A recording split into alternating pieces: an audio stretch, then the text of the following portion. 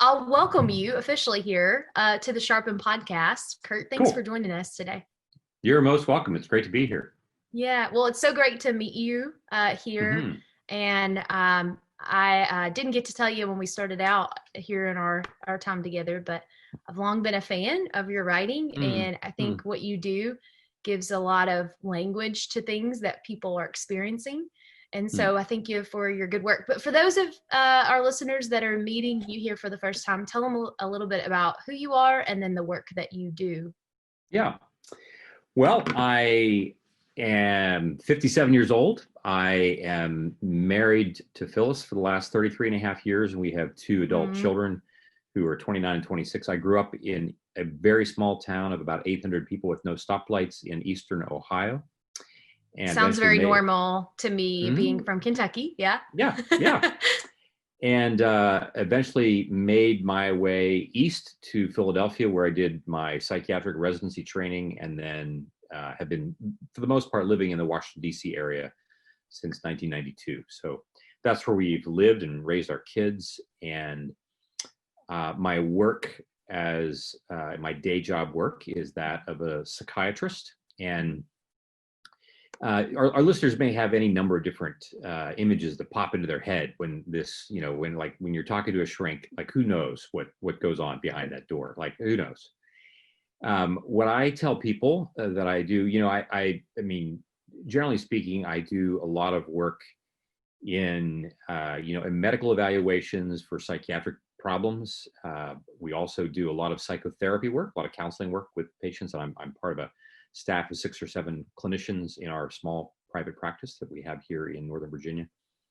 But when I tell people that I do in all of that work, and I've in the last several years, I've expanded what I do to beyond the clinic, in that I've written a couple of books on spiritual formation and neuroscience and the interface of those two general subjects together, and have ended up having the opportunity to speak on that topic in a number of different places. And I think that, one of the things that I believe that I do, if I were to sum up what I think I do, is that I really try to help people tell their stories more truly.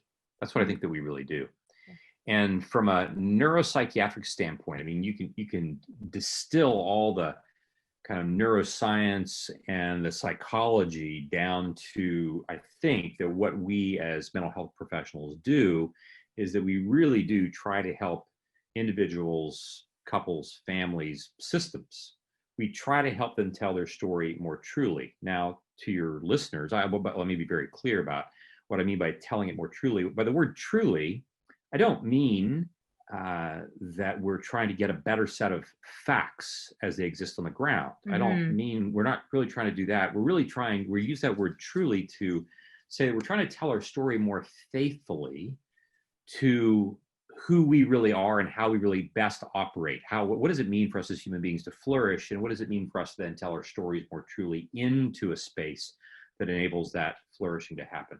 And we can talk more about how we do that and how that makes sense, especially for your leaders who are thinking about your audience that's thinking about what does it mean for us to be young professionals, mm-hmm. particularly in this time, and how does telling our story more truly fit into that whole matrix?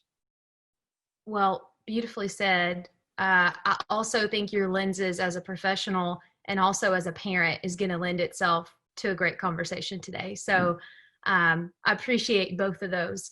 Uh, one thing that, or one recurring conversation, Curt, that I have with a lot of young professionals is we wrap up the workday. And so in light of your comments around telling our stories more truly, sometimes we don't have the words for it, but I feel like I've worked really hard, but I haven't done anything and I haven't left my house. And there's this moment that not just as young professionals, but all professionals we're experiencing. And sometimes we struggle to digest that and to give sometimes language to it. So one essay that you recently published, I felt for me gave words to that feeling. Would you today share with us a little bit about when we wrap up that day as young professionals and we're finding ourselves going, I'm worn out or I'm worn down, but Mm. that's about as far as we get. Can you help Mm. us dissect that a little bit more? Sure. I think you're talking about the essay, A Body of Work.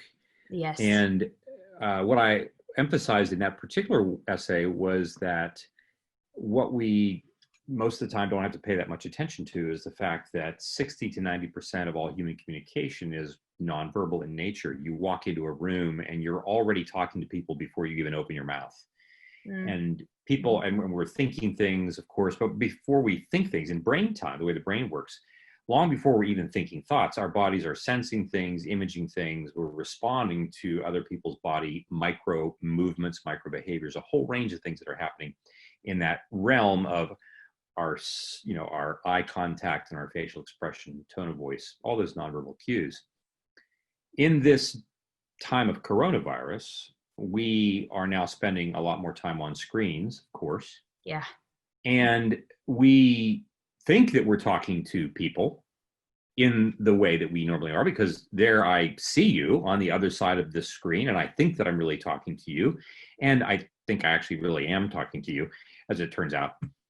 But the problem is that my when my brain sees you on the screen, there are other parts of me, my embodied self, that fully expects to be able to join in this conversation. And the reality is it can't do that. And without me even having to make myself think to do this, my thinking brain then is working overtime to make up for what my body is not able to do in real time and space. And so we'll notice things that happen on a Zoom screen, for instance, that typically wouldn't happen. Now, it might happen in a large board meeting, a large meeting with people around a table. But most of the time, when you're having a meeting with 2 or 3 other people, or you're having a conversation with someone at your office, you really do believe that they're looking at you when they're looking at you. But with them looking at you at a screen, I don't know what you're looking at. And my brain knows this. Now, I think and even if you're looking at me, like you're trying to look at me, but you're looking at someplace on the screen where I am, which is not actually where my face is. Yes. And Yes. my mind is doing all kinds of gymnastics in an attempt to construct what my body does automatically and doesn't have to pretend when I'm in the room in an embodied fashion with you and with others. And so as it turns out, my thinking brain is doing a lot more work trying to make up for lost ground that my embodied mind usually picks up the slack for.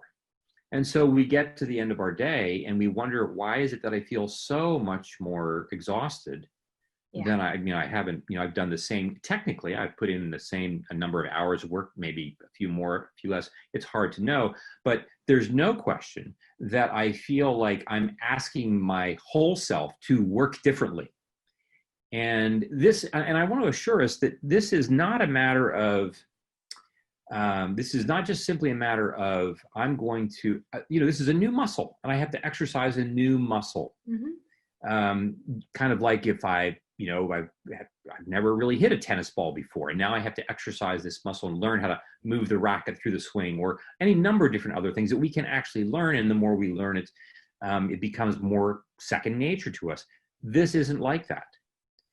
We aren't designed, we aren't created to have disembodied experience.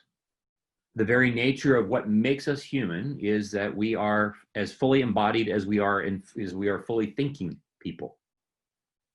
And when the body is absent, the mind is working really hard to try to make up for that, and that's why we're so tired. Well, it makes sense now, and I think that for a lot of folks, they're nodding along, right? They're now listening to this, maybe not during a commute, but during a walk, and they're nodding. And at the same time, they're getting information from an employer or even folks that have already maybe been remotely working before. And they're thinking, so what do I do about that? Because there's some direction coming for young professionals that says, hey, this is going to be our new reality. We are going to have far more virtual meetings, and it's going to look like that beyond the new normal per se. And other folks, of course, are chomping at the bit to get back into in-person meetings. Can you help us think through that a little bit? Because there are definitely, as you mentioned, the muscle that we develop. I mean, there are things that we're learning and growing in, and that's great. But help us think through then beyond this season in our careers. May we be back to in-person meetings, or maybe this is the new reality for some. How do we then now manage that so that we do give our minds and our bodies a little break and also continue to thrive in our careers? Right. It's a great question, but the question I think first highlights. I would pause and take a step back and invite us to actually examine one significant assumption that we make culturally in the West, particularly in North America, and that cultural assumption is that no matter what the problem is that is in front of us, we are smart enough and capable enough for us to find a solution to this, whatever the problem happens to be, such that at some point, the problem will be solved, and I will be able to then have the same robust life that I've always had, but now I just have that problem in my rearview mirror because we've come up with a technology, or we've come up with a way for kind of helping us kind of solve that, and now it's solved and so forth. And I want to suggest that that's not the story that we're living in. This is more like saying to everyone, look, the atmospheric oxygen content runs at about 20%.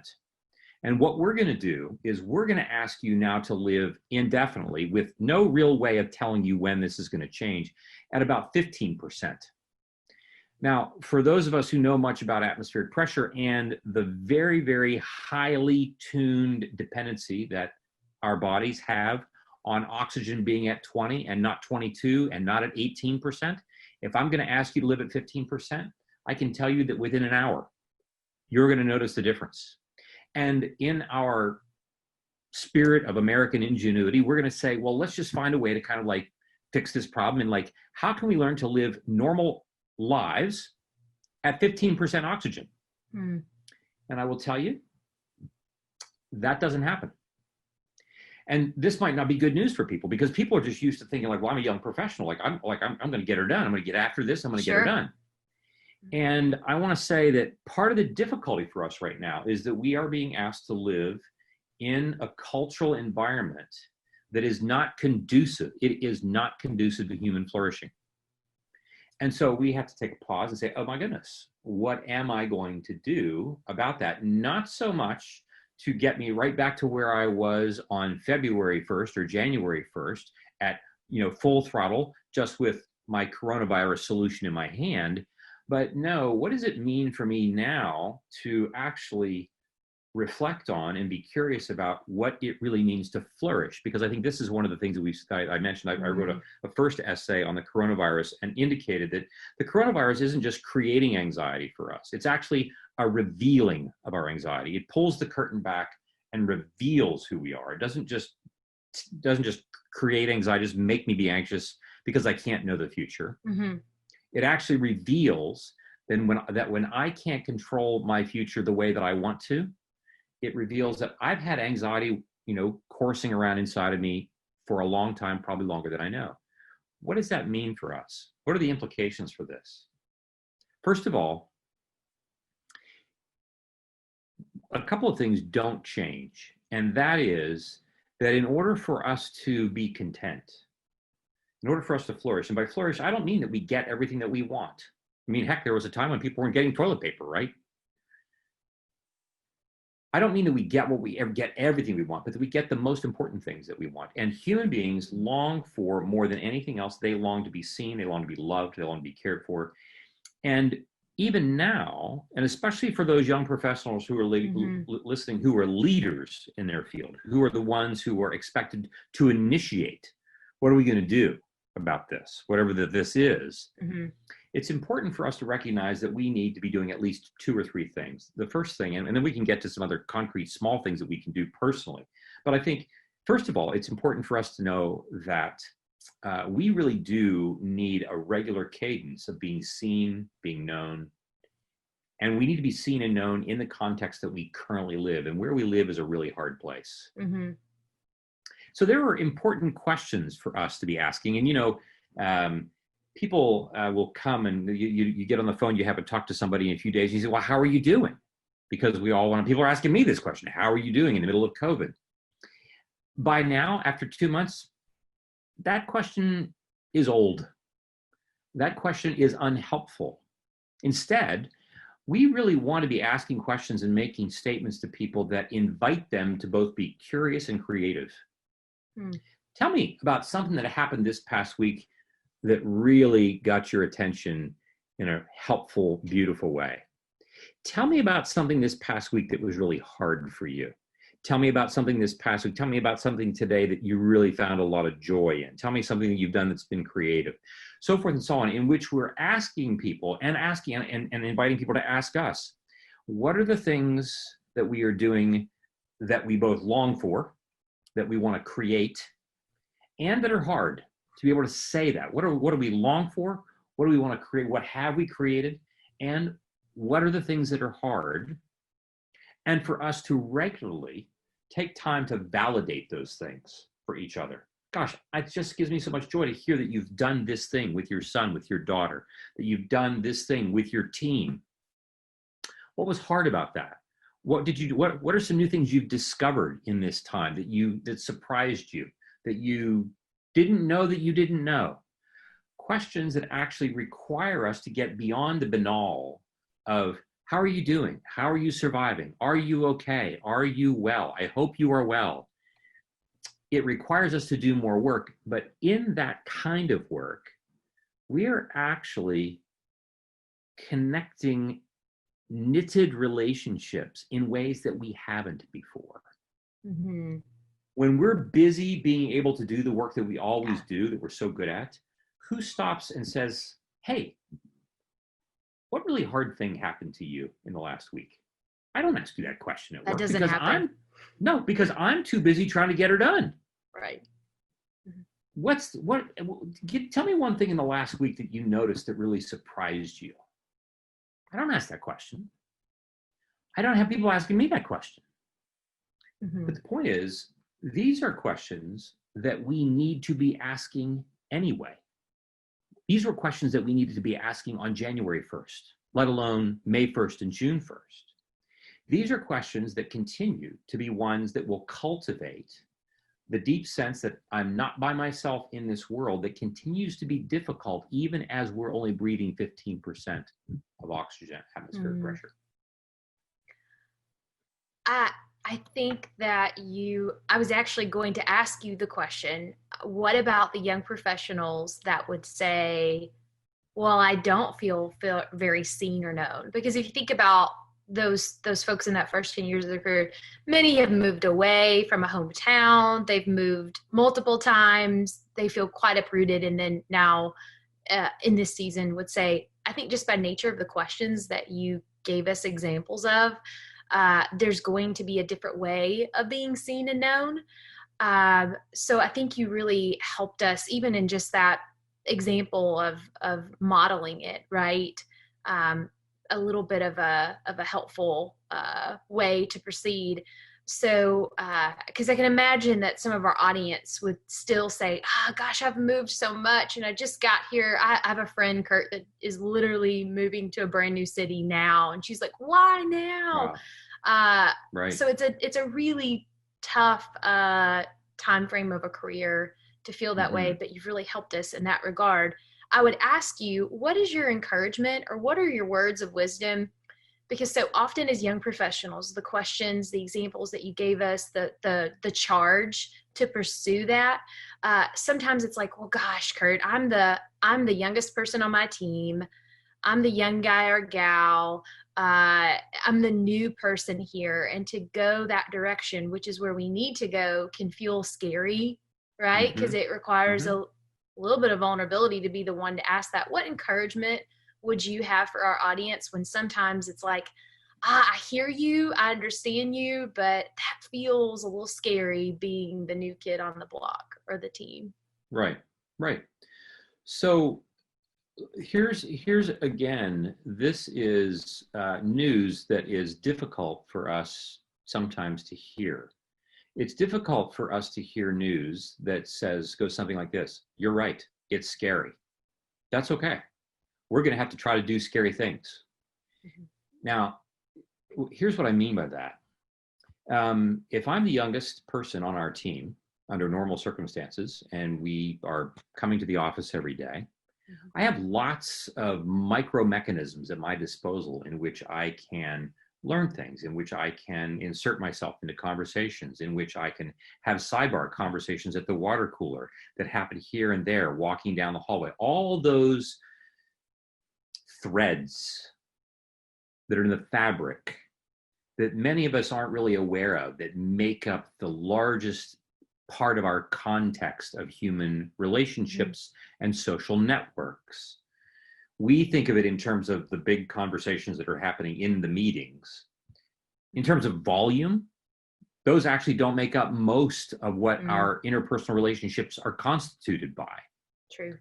And so that whole notion of the in-person interactions, the micro moments, we don't have at our disposal. And those are things that our young professionals might really feel the absence of. So for instance, your friend who's moving to a new city, the whole notion of going to a new city, like it's scary enough to go, right? When you're going to move into a new place, but at least you can get in your car and you can go to Starbucks.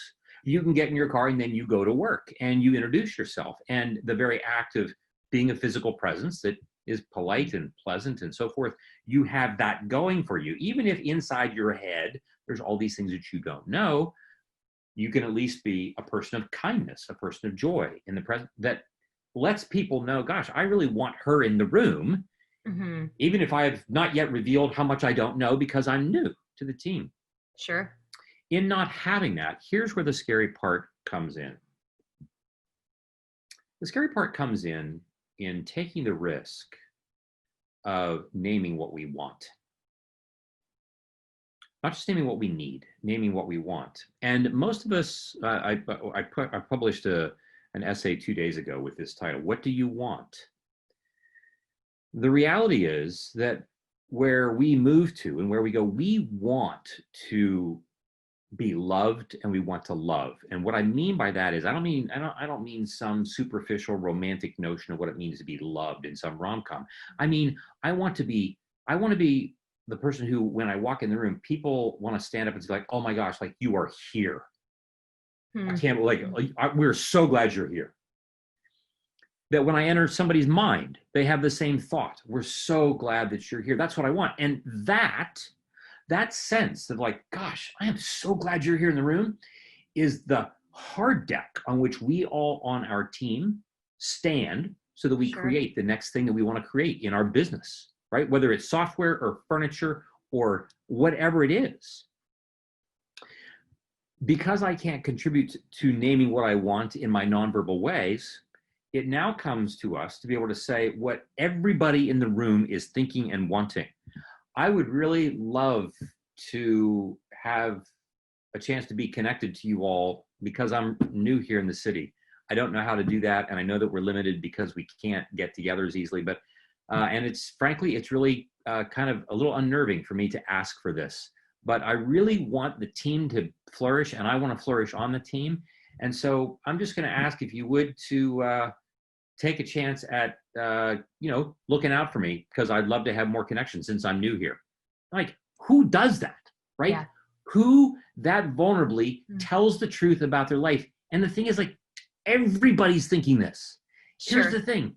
The CEO of the company who's run it for 20 years wants to walk into the office and wants to be wanted, wants to know that people are actually glad that she's there.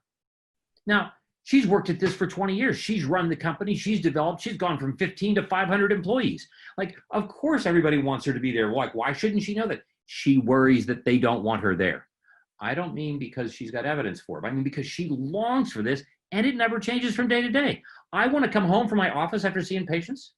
I'd like to know that my wife, to whom I've been married for 33 years, still wants to see me walk through the front door. Yeah. Some days, I'm not so sure that I'm the guy, right? I mean, because this is life together. Yeah. I'm saying this to say, first of all, to your listeners, that's what we need to do in this age in which certain elements of our typical capacity for interacting with people are not they're not on the table for using. That's number one. Number two, it's not easy to do, but it's not easy to do because we're pansies or because we're stupid. It's not easy to do because we simply haven't practiced it very much. Well, I will assure you that the first person to step out in your circle in vulnerability to name what you want, when what you really want is for that team to flourish, for you and for the others together to flourish, when you name that, how many people are going to hear that and say, I think that's ridiculous. I think that, my gosh, like, who wants this team to flourish? I mean, I don't want that. No. People will find this to be resonant, and they will be wondering, like, why didn't we say this before? Why didn't we say these kinds of things explicitly and intentionally before we were in the middle of a pandemic? We'll all be puzzled about why we didn't do it, even in the face of being afraid to do it in the first place. And now we can see, man, even the magnified power of if we have these conversations in person now, right? And what we're going to learn when we get to your point earlier, to experience more of this in person whenever that day comes. I think you bring up a great point that we try to constantly remind our audiences. You don't need to wait until a specific title. Sorry, give me a moment. Told you someone would bark or need something at this point in the interview. Yeah. Was that which child was that just barked? It's the oldest one, the 15-year-old Schnauzer. Yeah, very good. Yes. No, you are reminding us of what we constantly try to remind our audience as we're learning together of, you don't have to wait to receive a certain title or a role to lead on the team. You can be a young professional and do that.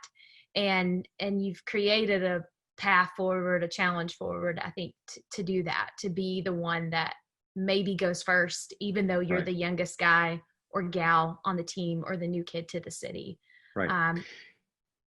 Yeah, I mean, I think so I know that some of your, maybe even many of your listeners are people who've had some kind of faith experience. Not all of them are, but many people will be familiar with the story of Adam and Eve. And for people who are familiar with the biblical text, I think it's really striking that when we read that, we see that at the end of the second chapter of Genesis, we read that the man and the woman were naked and they were unashamed. And the Hebrew text, as scholars would report, are not talking just about or even so much about their physicality, the couple's physicality, that they're naked, that they're without clothes. They're really they are talking about that, but they are pointing to the reality that as human beings, we are naked people. We are vulnerable creatures. We are the only creatures who put clothes on purpose. We're the only ones. Like, now, we sometimes put clothes on, like our animals, our dogs. Like, that's weird. But I mean, we sometimes do these things. No dog that I know has ever asked to be put in a coat. I've got one already. Thank you very much. I don't need that. The point is that the text reads, they were naked and unashamed. The first couple was on the precipice of great creativity. And the creativity required necessarily for there to be vulnerability and for there to be the absence of shame. They were naked and they were unashamed. That's what the text reads. The Hebrews had lots of other words that they could have used. They were naked and happy. They were naked and unafraid. They were naked and you name it. The absence of shame in the presence of vulnerability are the ingredients for expansive creativity. Never before in my lifetime have we felt so vulnerable. And therefore, we must be curious about and consider the possibility that never before have we been more primed for creativity. And consequently, but it requires our willingness to be vulnerable with others that we can't guarantee are going to be equally vulnerable. We don't know, because we all come to the table, as I like to tell people, we all take our families to work. Every day, we take our families. We take our families of origin to work. I take my parents, my grandparents, my great-grandparents. Everybody comes, like, there's 100 people in my office.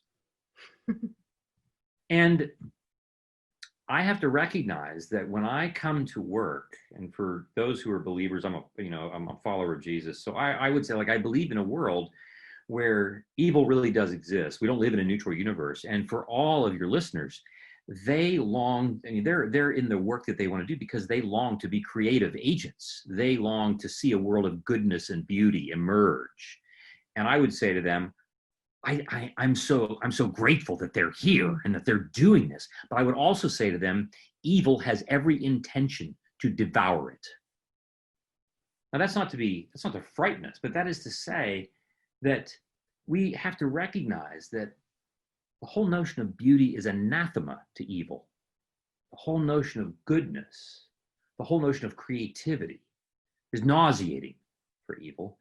And so we're going to have all kinds of things banging around in our head about our stories and our past, let alone coronavirus, that will evoke within us an uptick in our shame matrix, an uptick in the parts of our story that say, you're not enough for this. You're too young for this. You're the you're the youngest person on the team. You're new to this. If you reveal who you are, you're screwed. All these messages that come to us in 100 different ways, thanks to our families and to our experiences, that want to undermine our creative activity. And my encouragement, my longing for our listeners is for them to know that you have been made, as Tolstoy once wrote, you have been made for joy. Been made for joy. And joy comes in the presence of making beautiful things in and with the presence of others, especially with whom I am quite different. Mm-hmm. And so that's going to take work, because we're not just, we're not pushing against a neutral universe. We're pushing against a universe in which we really do believe that there's something out there that is working actively to keep that from happening. And so when this feels difficult, when this feels tiring, when this feels exhausting, I want to say to your listeners, it feels tiring, exhausting, difficult, again, not because there's something wrong with you, but because this kind of work is hard by its very nature. And it is in that sense then that I would kind of loop back to, this notion that it's not good for mankind to be alone. It's not good for women and men to be separated in the way that we are. And so it does require some other practical, concrete things that we're doing on a regular daily basis to make sure that we are connected with one another in order for us to be known even in small ways, so that our minds and brains continue to have resources of oxygen when the general context is trying to siphon it off and lower it from 20 to 15%. So help us with that, practically speaking. What are some of those routines or habits that you found, heck, maybe they're in your own day, that you're like, this is really actually life-giving to help me connect with other human beings, and dogs included?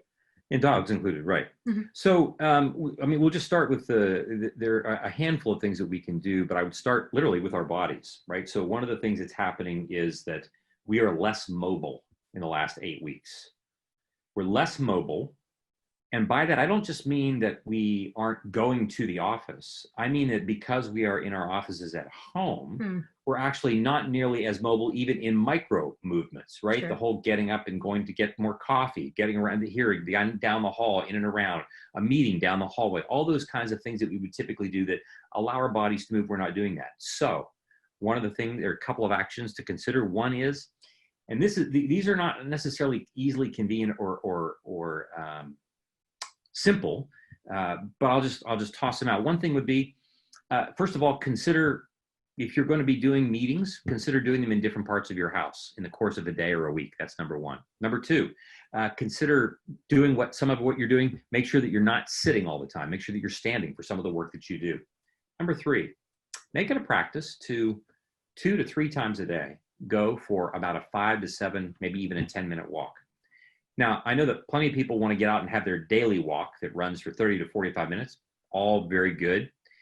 But one of the things that can be helpful about doing very short walks more frequently is it allows you to move more frequently, which is better for your body, number one. Number two, it actually gives you something to look forward to throughout your day in a cadenced, rhythmic way, so that I'm not waiting until 4 or 5 o'clock all day before I can get to my walk. Or I had my walk at 7 o'clock this morning, and now I'm going to like plunk my butt in a chair for the next 10 hours. Right. Knowing that I'm going to have to get up and move is an important way for us to activate that.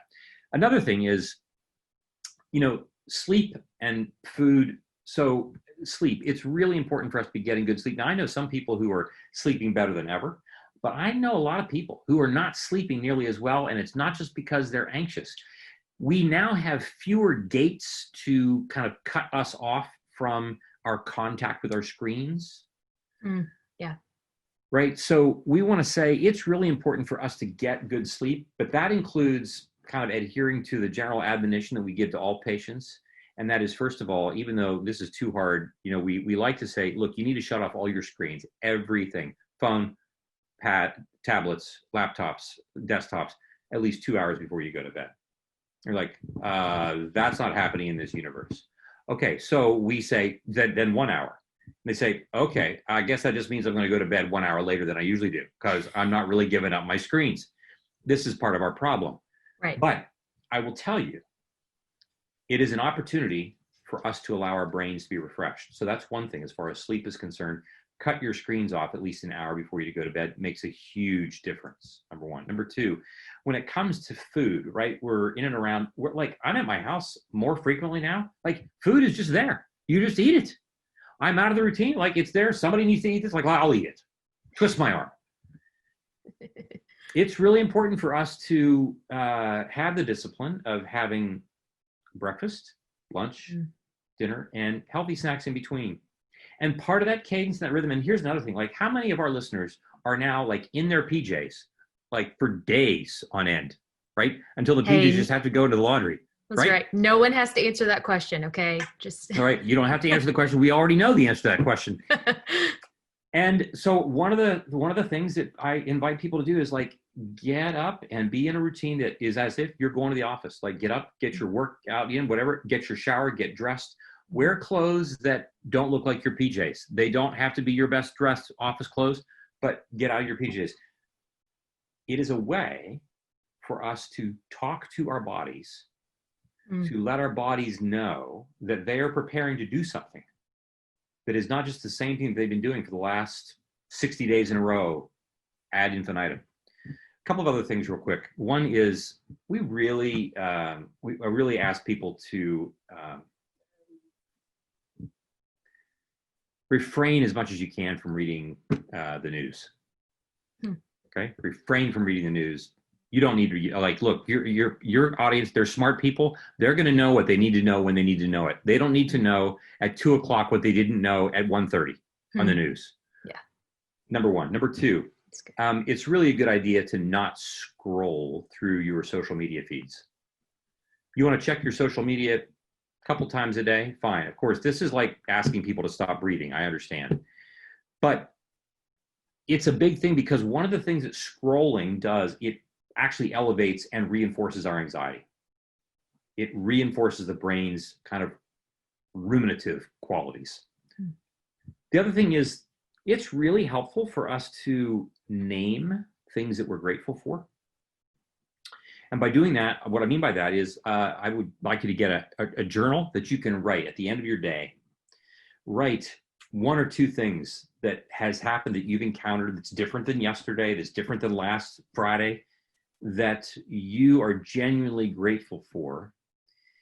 And I say write it out. And I say then at the end of the week, go back through and review your lists. And don't just like look at it real quick in less than 7 seconds and then close the book. Think about it, meditate on it, reflect on it, allow it to, as we like to say in our business, ingest, digest, metabolize it. But there's an associated thing with that. There's something that's related to that. And that is, it's really important for us not to pretend that we haven't lost things. Our daughter's 29, and her wedding date was May 9th. And that didn't happen. I'm sorry. And it was a real grief. But, at the same time, we're looking around and we're thinking like, look, there's so much to be grateful for. Right. How can we really be that upset because of this wedding? Because there's all these, like, there are people who are dying, there are people who are losing their jobs, and so forth and so on. And I want to say to all of our listeners, I want to say, your griefs belong to you. They don't belong to somebody else. And other people's griefs don't belong to you either. Your griefs belong to you, and they need to be named. Your losses need to be named. Because if you don't name them, I will tell you what you will do. You will start to burn lots of energy collecting them, putting them into the closet somewhere in your mental house, where they will begin to rot. Mm. And at some point, you will wonder, why is it that I'm even more tired now than I was 2 weeks ago? Why am I now more, well, I'm even like exponentially more tired? And I will tell you, because you're going to be burning energy just trying to contain the payload of sadness, of losses that you have, pretending that because they're not nearly as bad as somebody that I know who's down the street or across the town or across the country, they don't really warrant me naming them as losses. It's important for us to name them. So in your gratitude journal, right below that, you're going to name something that today you really felt the loss from. And here's the thing. That might be the same thing you felt loss from yesterday. And you know how it is. I have a complaint today and I tell you about my complaint, and that's okay. But like, I'm not going to tell you that tomorrow, because like now I'm just going to seem like a crybaby, right? I'm just like now I am a wimp. Here's the thing. You know, it's estimated that somewhere around a third of the Psalms in the Bible are Psalms of lament, Psalms of grief. And you know, you figure if the Jews were really efficient at grieving, they could just like write one psalm, and they only have to like say it one time, and then they should be done with that. But here's the thing. The God that they were contending with was a God who welcomed their grief, who welcomed their lament, a God who could take it and invited them to grieve as long as it took. And so that's why you have more than like 40 Psalms that are Psalms of lament, and not just one. I like to tell, you know, we know from our parents of young children, right? When your toddler is upset because they've fallen and scraped their knee or something's happened, you don't know if they're going to come to you and be crying for 15 seconds or 15 minutes. You don't know. There are lots of variables that are going to shape that moment. But what you know is that as their parent, you're going to be tempted to have them lament, if you will, on your timetable. Now, granted, maybe that child's not going to lament for 15 hours. Eventually, we're going to put them to bed. But the point is that we don't always know. And we who also lament can find it very tempting and very easy to just decide, oh no, I've already talked to you about that last week or 2 weeks ago or last month. I shouldn't bother you with telling you again and again and again about this thing that continues to bother, continues to feel the sadness. We need to be able to name those things, and we need to write those down along with the things that we're grateful for. And here's the next thing. That gratitude list and that lament list need to be shared with somebody else. We need to tell somebody else what those things are. Somebody else who can say to us, man, that's not okay. That's really hard. I'm really sorry about that. And who can also share with us in our gratitude, that they also can name those things that they're grateful for, in order for us to recognize and be as much as we can, be connecting with people in a way that keeps us grounded in the parts of life that are the most real parts of life. And that has to do with the things that we want, the things that we grieve over, the lamenting that we do in the middle of that, all on the way to continue to be agents of creativity, of those things that are good and beautiful in the world. Beautifully said. We have a God that has broad shoulders, is what my friend often says, and I think that in terms of our laments, that always rings true. Of that, I don't have to have it buttoned up, and it doesn't have to be a one-day checklist. I appreciate that perspective. I think that's one thing that many peers will say. I hear an effort around gratitude journals, and I think that there's something missing, or it just seems this or that. You've brought that to surface today of what that missing piece is, because they have to go together. But you, Curt, I thank you, because I think our conversation today for young professionals came full circle of what that could look like, to be seen and known, to give us that encouragement to know that we may go first, and it may be a little bit scary, and hard is not bad, right? And so to proceed with things being scary and hard, but to do the good work in it. I'm going to link all of the essays that you mentioned today, folks. These are worth your time to sit down and digest. And I'll give you a pro tip here. Don't try to read them all at once. Take a week, ruminate on one. I grew up on a cattle farm, Curt. So when you said ruminate, I'm right there with you. You had me. The visual was there. But seriously, spend some time and digest on let those essays stick with you. We thank you for our time. We're better for it. As we do with each episode of Sharpen, we love to give our guests the opportunity to make a shout out. One thing that you mentioned, gratitude. Boy, it's really special when someone on a podcast or elsewhere just gives you a shout out as a person for who you are and maybe the work that you're doing. So we just want to give you space if there's a shout out that you would like to make today. Well, I mean, my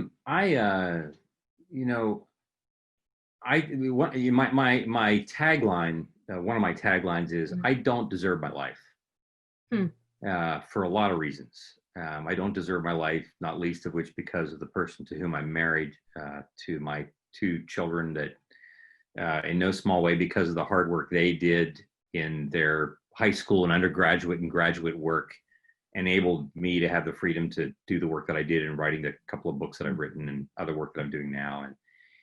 And that has also continued with the staff that this part of our private practice here in the Northern Virginia area that I can't say enough about, that have both supported my work, but also responded to it in such a way that they've taken it and extended it, and taking parts of things that I've done and doing their own creative work with that, which is really amazing to watch have happen.